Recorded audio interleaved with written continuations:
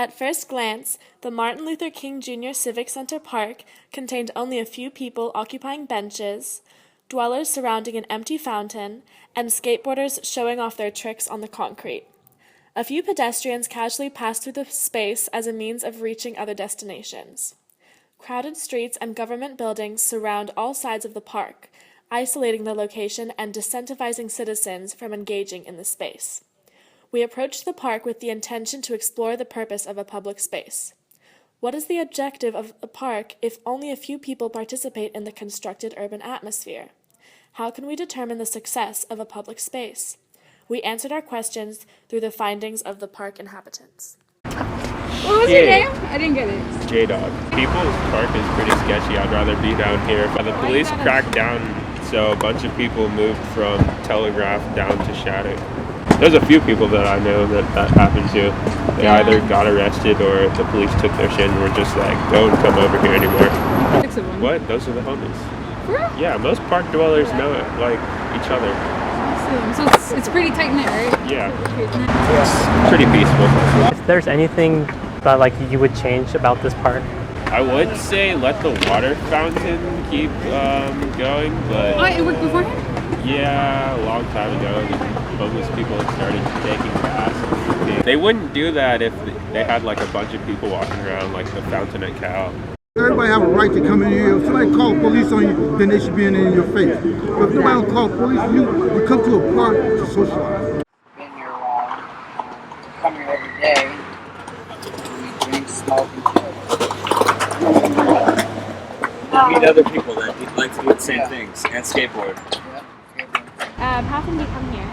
Actually, I used to come here a lot a few years ago, but now I come here maybe once a week. Oh, okay. Like, why did you stop coming here as often? Well, because I moved. I'm in a different location, but my roommate works at the college. Oh, okay. So I drop her off there at work. So then I usually just come out here and hang out, depending on how the day is. You know, if it's sunny or, you know. And then plus I know a few people from when I used to come out here a lot. What are things that you like to do here? Well, I like the theater over there on Shattuck. And then they've got a lot of good places to eat. How did you find the park? Actually, I found it through, I used to catch the BART here a lot because I worked down the street. A few years ago, I used to work down the street. And I noticed that people would have their lunch break over here. I didn't even know there was a high school right here. But I used to see a lot of people eating their lunch over here. So just as I was walking, I kicked back and like, everybody that comes to this park is pretty outgoing. You know, sometimes they're out here playing frisbee. You got the dogs out here. You know, it just seemed like a cool place to just kick back.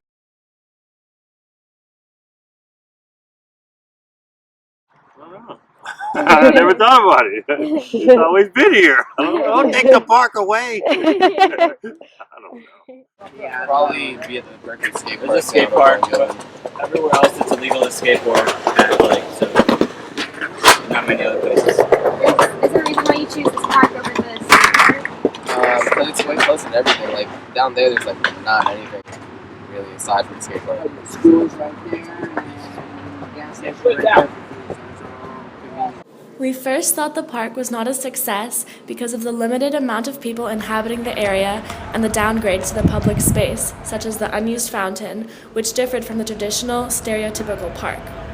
Because it is removed from the retail area of downtown Berkeley, we hypothesized that it would become more popular and therefore more successful if we connected it to the Cal campus. However, we discovered that the people who utilize the park daily choose the area because of its quietness and sheltered atmosphere. The success of the park is dependent on how it addresses the needs of people looking for public space. In this situation, the skateboarders had room to skate, the dwellers had coverage from the street and areas to play their music, and the writers and readers had peace and quiet to think without disturbance. We learned that the success of the park is not determined by the amount of people in the location, but by the satisfaction of people who choose to inhabit the public space.